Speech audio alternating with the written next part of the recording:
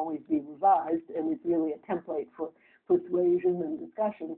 But there are 10 that I put on the list, and I spell each of them out a little bit more concretely. But life, bodily health, bodily integrity, the development of senses, imagination, and thought, under which I include things like basic education, but I also include freedom of speech, freedom of religion, and so on. Emotions, emotional health, practical reason, being able to form a conception of the good and to engage in critical reflection about the planning of your life. Various forms of affiliation is the 7th one.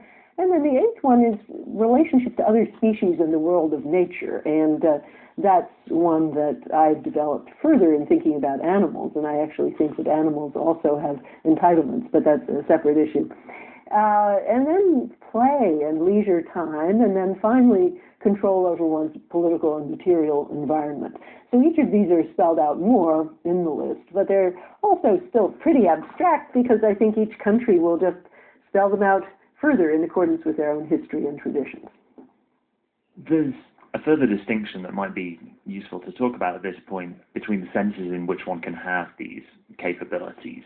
You talk about cases where, in a particular country, women, for example, may in one sense have the capability to be fully engaged in the political process, in that they could do it if you gave them the chance. They've had the right kind of education, they're perfectly capable of going ahead and doing it.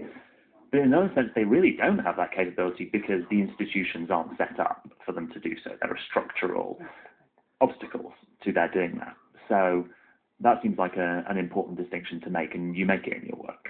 Yeah, so this is the distinction between what I call internal capabilities and combined capabilities. It's not a particularly lovely set of terms because internal really aren't entirely internal. That is, that woman would not have the internal capability of being able to participate in her political culture if she hadn't had an education, a good home, and so on, things that do come from the outside. But it means having developed powers such that, under suitable circumstances, you could go out and choose that. So education would be paradigmatic of something that gives you internal capabilities. But, as you say, you can have that and then just be put in a position where you can't use that. If you have a developed religious conception and your country doesn't allow you to have free exercise of religion, well, then you don't have what I call the combined capability. So the combined capability is the internal one plus suitable opportunities for the actual choice of that function.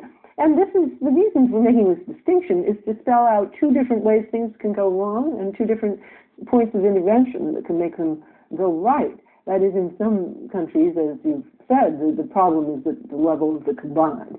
So it's that the political culture has put obstacles in the way of the actual exercise of a given function, but people are educated fine, they're treated fine, they're ready to go do that. But there are other cases where it might be the other way around. That is, a country could guarantee the political freedoms, but do so poorly in educating people that there are impediments to their actually doing that in an effective way. And I think India is more in that category. That is, with 20% of teachers not showing up on a given day in the schools, well, how well are people actually prepared to avail themselves of the political opportunities that they undoubtedly do have? So there's a fairly, I guess, intuitively obvious objection that people often make to the capabilities approach and to your formulation of it, which is that it can be hard to believe that there can be a definitive list of such capabilities. And it seems like that people advance two kinds of objections. One is just to say something like, there must be different lists. Different societies, different cultures must have different lists. There can't just be 10 capabilities for all human beings. And so there's a kind of general objection to the idea that you could possibly have just one list, or that we could really name these at all. And then the further kind of thrust that that objection will get from some people is to say something like that it's imperialistic for an American professor or an academic in general to tell other people in different cultures what it is that they need in order to be flourishing. This kind of objection gets raised quite a lot and has an intuitive kind of appeal. So I wonder what you would say in reply to that. Well, I mean, the first one, I would just say, look, no one says it has to be 10. You could carve this up in lots of different ways, and probably as time goes on, there will be additions, and there might be subtractions as people come to convince one another that this isn't important. So it's out there as a template for discussion, but we actually do see tremendous convergence when people get together and they try to make constitutions, and they do have a bunch of things they're shooting for. There's a tremendous overlap between this and the Universal Declaration of Human Rights, and so, no accident, because I studied that, and I studied the South African Constitution and the Indian Constitution. So, I learned from what people are doing elsewhere. On the second one, I think that that's a vexing one, and of course the first thing to say is it is just a humble template for persuasion. It's not an attempt to enforce anything on anyone. Furthermore, it's actually made mostly by people who are from non-Western cultures. It was dreamed up by Martha Nussbaum, an Indian, and the people in our association come from 80 countries. So, I'm just one of them. But the list, of course, was drawn up by me. So I want to say something more about that. The first thing then to say beyond that is that the list is very abstract in general, precisely to leave room for each country to spell these things out in its own way. Freedom of speech, we could agree that in general and in the abstract, that's a good thing for people everywhere to have. I think we could agree on that. But how we spell out that right in a more concrete sense will depend on the history of your country and where you're coming from. So that Germany's free speech right is much narrower than the free speech right in the U.S. because anti-Semitic protests, organizing, publications, and so on are all illegal under German law, and that would not be the case here. In fact, the right of anti-Semitic protesters to march has been defended by the U.S. Supreme Court. But, given the different histories and the problems faced by those two countries, I think both decisions are correct. So we want to leave plenty of room for that kind of reflection. Another thing is that, as I said earlier in the interview, it is meant to be a basis for political principles in a pluralistic society, and that means it's introduced for political principles only. It's not grounded in any deep metaphysical way. It's meant to be, over time, the object of an overlapping consensus. So all of that, I think, is important even in a single society, because all the major religious and secular conceptions are in almost every single country now, so the problem across nations is just a slightly larger version of the problem that you get within each nation. And then, by making capability the goal and not functioning, we do something that protects pluralism again, because if you can agree to a certain opportunity without agreeing that you would use it. Furthermore, another point, if you don't give very strong protection to freedom of speech, freedom of conscience, freedom of association, it's very, very difficult to protect meaningful pluralism. So that, in an ironic way, being universalistic is being pluralistic. By protecting those spaces for everyone, you give robust protection to the ability of people to organize in lots of different ways. And then the last thing that I would point out is that I have said nothing about enforcement. It's all about persuasion and international argument. And in my view, if it's ever going to be implemented, it will be implemented by people in the nations of the world making their constitutions. So there's nothing about marching your troops into nation N and trying to enforce the capabilities. I actually think that humanitarian intervention is justified only in a very, very narrow range of circumstances of traditional genocide, crimes against humanity. So there's nothing, the imperialism charge, I think, is really fueled by the thought that if we're once persuaded that something's right, we'll try to enforce it against people who don't recognize it. And I just don't think that that follows at all. That makes a lot of sense in response to the charge of imperialism or the wrong kind of universalism. But to press the point a little bit further, one specific thing that someone might worry about is the idea of this theory being particularly individualistic. And one of the things that you emphasize about it yourself is that the capabilities approach is interested in individuals rather than, for example, averages or numbers or money. It's interested in individuals and their functioning. And it takes, in an important sense, the individual as central to the theory. But what if someone were to say, well, that's a very Western liberal democratic way of looking at it, and you might contrast it with the kind of approach to political life that said, well, in the ideal nation, people are going to have really different roles.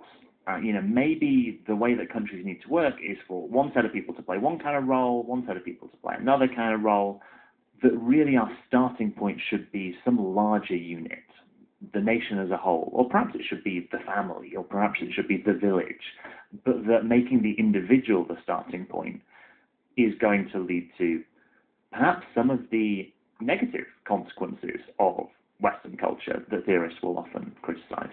Well, I think it's very strange that someone would call this Western, because where did the idea come from that has dominated all of our lives if we're women, that the tax system is based on the household, that the family is thought of as a black box into whose distributions we don't inquire? All of these are Western values.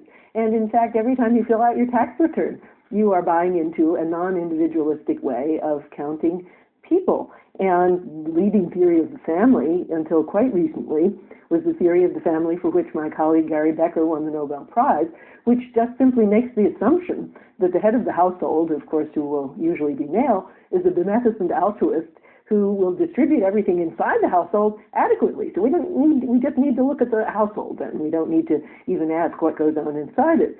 Now, of course, if people are hungry, and that happens particularly in poorer countries, every day you have to think how much food you're going to get. You know who is getting the food because you feel the hunger. And so, in a way, it's a middle-class luxury to be able to think of the family as a seamless unit. But if you're starving, you know it's your body that's not getting the food. And if you see your girl child wasting away because she's getting no protein, you know that one has not gotten the same as the other one. So actually, poor people that I've seen all over the world are extremely conscious of the individual as a distributional unit.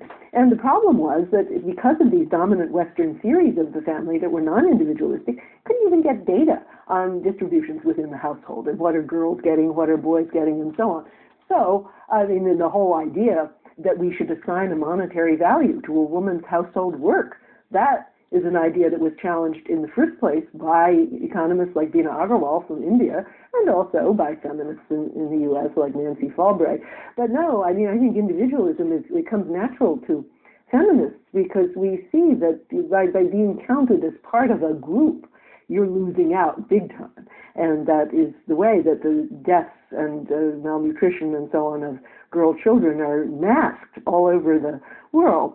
So, nothing in this approach is against love and care and affiliation. That's one of the most important things on the list.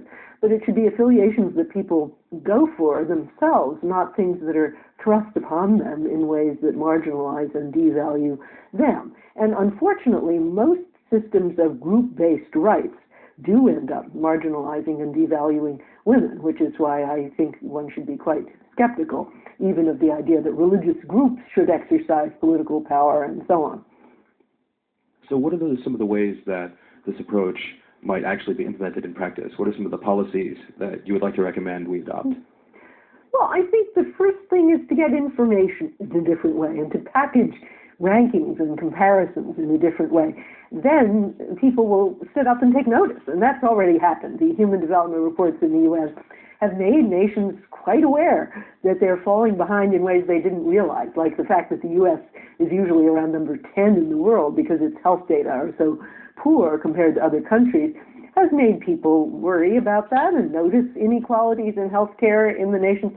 But then, it would suggest just the policies that a flourishing social democracy would normally adopt, that is to protect both the political and civil liberties of people and to promote their socio-economic rights and to understand that the two are linked together. So I think it does suggest particularly strong emphasis on education because in many, many circumstances that's a conduit into all the others. It's what Jonathan Wolff has called a fertile capability because it spreads out and it enhances others. I think you would also want